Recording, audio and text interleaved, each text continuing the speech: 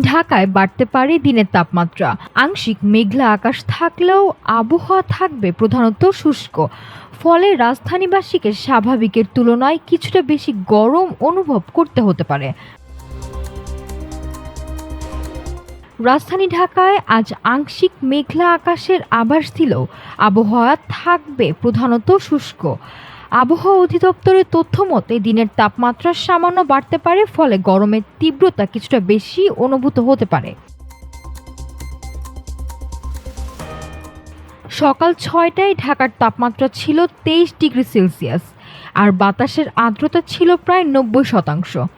গতকাল সর্বোচ্চ তাপমাত্রা রেকর্ড করা হয় ৩৪.৫ ডিগ্রি সেলসিয়াস।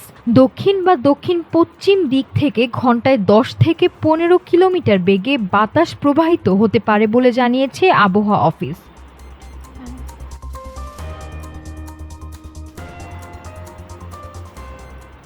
এদিকে দেশের কয়েকটি বিভাগে বিশেষ করে ঢাকা, ময়মনসিংহ, চট্টগ্রাম ও সিলেট অঞ্চলে দু-এক জায়গায় দমকা হাওয়া সহ বৃষ্টি বা বজ্রসহ বৃষ্টির সম্ভাবনা রয়েছে। কোথাও কোথাও হতে পারে শিলাবৃষ্টিও। তবে দেশের অভ্যন্তরীণ নদী বন্দরগুলোর জন্য কোনো সতর্ক সংকেত জারি করা হয়নি, ফলে স্বাভাবিকভাবেই নৌযান চলাচল অব্যাহত রয়েছে। আজ সূর্যাস্ত হবে ৬টা ১৪ মিনিটে, আর আগামীকাল সূর্যোদয় ভোর ৫টা ৪৯ মিনিটে।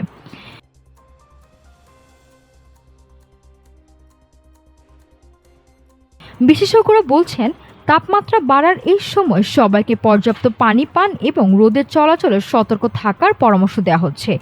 গরম বাড়ার সঙ্গে সঙ্গে স্বাস্থ্য ঝুঁকি এড়াতে সচেতন থাকার পরামর্শ দিয়েছে সংশ্লিষ্টরা। নাফিস সামিয়া, ঢাকা টুডে।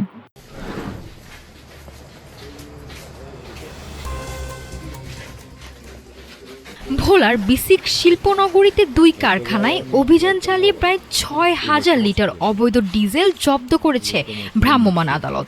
জরিমানা করার পর অভিযানে বাধা দেওয়ার অভিযোগ উঠেছে কারখানার মালিক ও শ্রমিকদের বিরুদ্ধে। ভোলার বিসিক শিল্পনগরীতে রাতভর অভিযান চালায় ভ্রাম্যমাণ আদালত। এ সময় ২টি কারখানা থেকে প্রায় ৬,০০০ লিটার অবৈধ ডিজেল জব্দ করা হয়। খান ফ্লাওয়ার মিলস থেকে উদ্ধার করা হয় প্রায় ৪,০০০ লিটার এবং তৃষ্ণা বেকারি থেকে ২,০০০ লিটার। অভিযানের সময় অবৈধভাবে তেল মজুদের দায়ে একটি কক্ষ সিলগালা করা হয়। এছাড়া পেট্রোলিয়াম আইন অনুযায়ী ২ প্রতিষ্ঠানকে মোট ১.৫ লাখ টাকা জরিমানা করা হয়। তবে জরিমানার পর পরিস্থিতি উত্তপ্ত হয়ে ওঠে। কারখানার মালিক ও শ্রমিকরা ক্ষুব্ধ হয়ে ম্যাজিস্ট্রেটের গাড়ি আটকে দেন এবং সড়কে ইট বালু ফেলে বাধা সৃষ্টি করেন। পরে খবর পেয়ে ঘটনাস্থলে পৌঁছে নৌবাহিনীর সদস্যরা। তাদের হস্তক্ষেপে পরিস্থিতি নিয়ন্ত্রণে আসে। এই ঘটনায় বুধবার জেলা প্রশাসকের সঙ্গে বৈঠক করেন কারখানার মালিকরা। তারা তেল মজুদের পক্ষে প্রয়োজনীয় কাগজপত্র উপস্থাপন করেন। বারবার অভিযানের মুখে পড়ছে বিসিক শিল্পনগরীর বিভিন্ন কারখানা। নিয়ম ভঙ্গের অভিযোগে প্রশাসনের নজরদারি আরও জোরদারের কথা বলছেন সংশ্লিষ্টরা। আইন ভঙ্গের বিরুদ্ধে এই ধরনের অভিযান অব্যাহত থাকবে বলে জানিয়েছে প্রশাসন। নাফিস সামিয়া, ঢাকা টুডে।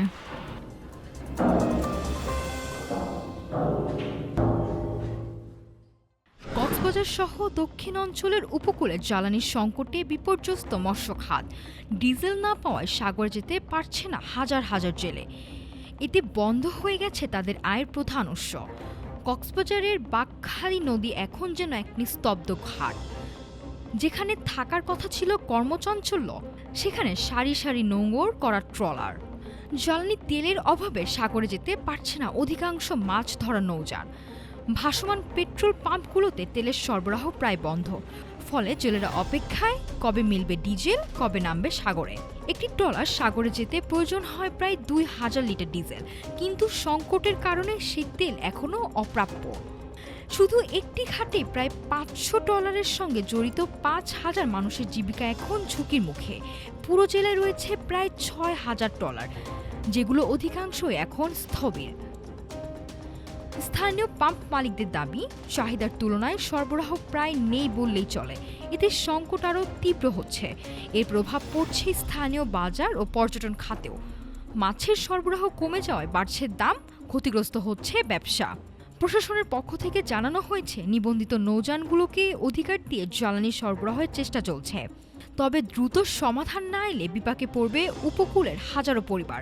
তাই জেলেদের দাবি, অবিলম্বে জ্বালানি সরবরাহ নিশ্চিত করে তাদের জীবিকা বাঁচাতে হবে। জ্বালানির সংকট কাটিয়ে দ্রুত স্বাভাবিক অবস্থায় ফিরবে মৎস্য খাত, এটাই এখন উপকূলের মানুষের প্রত্যাশা।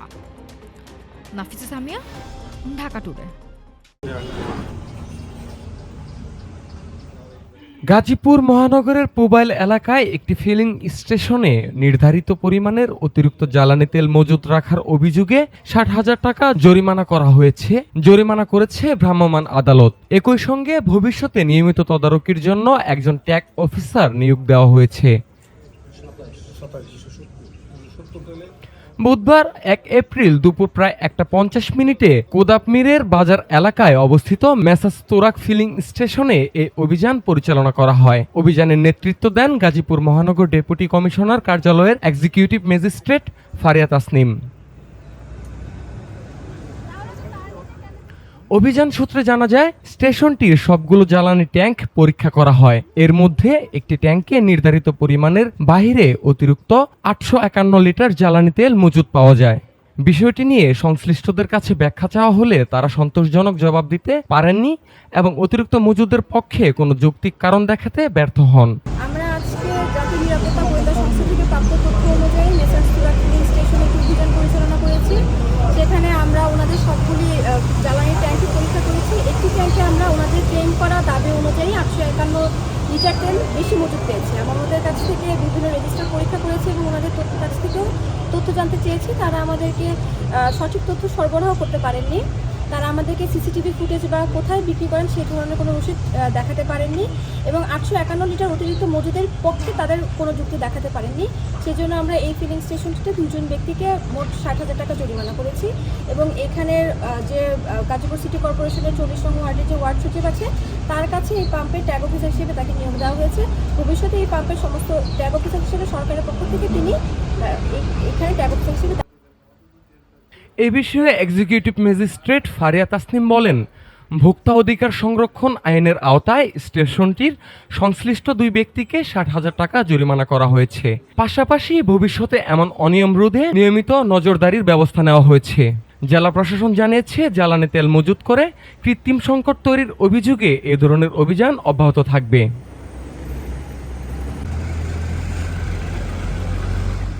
মুকসুদুল হাসান মিঠু, ঢাকা টুডে। দেশের নিম্ন আয়ের পরিবারগুলোর জন্য বড় ধরনের সামাজিক নিরাপত্তা উদ্যোগ নিতে যাচ্ছে সরকার। আগামী ২০২৬-২৭ অর্থবছরে ৪০ লাখ নারী প্রধান পরিবারকে ফ্যামিলি কার্ড দেওয়ার পরিকল্পনা করা হয়েছে। এর জন্য প্রয়োজন প্রায় ১৩,০০০ কোটি টাকা। নারীর ক্ষমতায়ন ও অর্থনৈতিক নিরাপত্তা নিশ্চিত করতে ফ্যামিলি কার্ড কর্মসূচি চালুর উদ্যোগ নিয়েছে সরকার। এই প্রকল্পের আওতায় দেশের ৪০ লাখ নারী প্রধান পরিবারকে মাসিক ভাতা বা সমমূল্যে নিত্য প্রয়োজনীয় পণ্য দেয়া হবে। সমাজ কল্যাণমন্ত্রী এজেড.এম জাহিদ হোসেন ইতোমধ্যে এই প্রকল্প বাস্তবায়নের অর্থ মন্ত্রণালয়ের প্রায় ১৩,০০০ কোটি টাকা বরাদ্দ চেয়ে প্রস্তাব দিয়েছেন। নির্বাচনী প্রতিশ্রুতি অনুযায়ী প্রতিটি পরিবারকে মাসে ২,৫০০ টাকা বা সমমূল্যের সহায়তা দেওয়ার পরিকল্পনা রয়েছে। পাইলট প্রকল্প হিসেবে ঢাকাসহ বিভিন্ন জেলায় ইতোমধ্যে ৩৭,০০০-এর বেশি নারী এই কার্ড পেয়েছেন। ৪ মাসের জন্য এতে ব্যয় হয়েছে প্রায় ৩৮ কোটি টাকা। বিশেষজ্ঞরা বলছেন, এত বড় বাজেট বাস্তবায়নে দক্ষ ব্যবস্থাপনা ও কেন্দ্রীয় ডেটাবেস ব্যবহারের মাধ্যমে স্বচ্ছতা নিশ্চিত করা প্রয়োজন। একই সঙ্গে বিভিন্ন সামাজিক নিরাপত্তা কর্মসূচির মধ্যে সমন্বয় বাড়ানোর কথাও বলা হয়েছে। অর্থ মন্ত্রণালয়ের বৈঠকে টিআর, কাবিখা ও মানবিক সহায়তা খাত থেকে এই প্রকল্পে অর্থ স্থানান্তরের বিষয়েও আলোচনা হয়েছে। তবে চূড়ান্ত সিদ্ধান্ত নেওয়া হবে সরকারের উচ্চ পর্যায়ে। ফ্যামিলি কার্ড কর্মসূচি পুরোপুরি বাস্তবায়িত হলে দেশের প্রান্তিক নারীদের জন্য সামাজিক নিরাপত্তা নিশ্চিত হবে বলে আশা করা হচ্ছে। নাফিসা সামিয়া, ঢাকা টুডে। 2024-এর ছাত্র জনতার অভ্যুত্থান পরবর্তী সংস্কারের হাওয়ায় পরিবর্তন এসেছিল পুলিশের পোশাকে। তবে শুরু থেকেই নতুন এই পোশাকের রং ও মান নিয়ে খোদ বাহিনীর ভেতরেই চলছে চরম অসন্তোষ। ল্যাব টেস্টে মিলেছে নিম্নমানের কাপড়ের প্রমাণ। এমন অবস্থায় 90% সদস্যের মতামতের ভিত্তিতে আবারও পুরনো পোশাকে ফেরার প্রস্তুতি নিচ্ছে পুলিশ। পরিবর্তন আর সংস্কারের দাবি ছিল শুরু থেকেই। সেই ধারাবাহিকতায় অন্তর্বর্তী সরকারের সময় বদলে যায় বাংলাদেশ পুলিশের দীর্ঘদিনের পরিচিত অবয়ব। কিন্তু নতুন এই পোশাক গায়ে চড়ানোর পর থেকেই অস্বস্তিতে পুলিশ সদস্যরা। এই পোশাক দেশের আবহাওয়ার সাথে যেমন বেমানান, তেমনি এর ঘাম শুষে নেওয়ার ক্ষমতাও নগণ্য। বাংলাদেশ পুলিশ সার্ভিস অ্যাসোসিয়েশনের সাধারণ সম্পাদক আনিসুজ্জামান জানান, আমাদের বাহিনীর সাথে পোশাকটি যায় না, কারণ বিভিন্ন প্রতিষ্ঠান ও সংস্থার পোশাকের সাথে হুবহু মিলে যায়। সেজন্য আমরা শুরু থেকেই এর বিরোধিতা করেছি এবং পরিবর্তনের বিপক্ষে ছিলাম। বিতর্ক শুধু রঙে সীমাবদ্ধ থাকেনি, প্রশ্ন উঠেছে কাপড়ের মান নিয়ে। সরবরাহকারী প্রতিষ্ঠান নোমান গ্রুপের দেয়া কাপড় ল্যাব টেস্টে পাঠায় পুলিশ সদর দফতর। সেই রিপোর্টে দেখা যায় চুক্তির শর্ত অনুযায়ী কাপড়ের আর্দ্রতা বা সুতার ঘনত্ব কোনোটাই সঠিক পাওয়া যায়নি। সদর দফতর বলছে এই অনিয়মের বিরুদ্ধে দ্রুতই নেওয়া হবে আইনি ব্যবস্থা। স্বরাষ্ট্র মন্ত্রণালয় ও সদর দফতর সূত্রে আভাস মিলেছে শিগগিরই পুরনো কোনো একটি পোশাকে ফিরছে এই বাহিনী। শতকরা 90% সদস্যই পুরনো চিরচেনা রূপে ফিরতে আগ্রহী। তবে বিশেষজ্ঞরা বলছেন কেবল পোশাক বদলালে বাহিনীর ভাবমূর্তি ফিরবে না। ঢাকা বিশ্ববিদ্যালয়ের শিক্ষক ডক্টর তৌহিদুল হক গণমাধ্যমকে বলেন, পুলিশের এই পোশাক এবং রঙের সাথে অপরাধ নিয়ন্ত্রণ এবং নাগরিকের নিরাপত্তা একটি মনস্তাত্ত্বিক সংযোগ আছে। সেই বৈশিষ্ট্য বিবেচনা করেই সরকারের চূড়ান্ত সিদ্ধান্ত নেওয়া উচিত। নাফিসা সামিয়া, ঢাকা টুডে।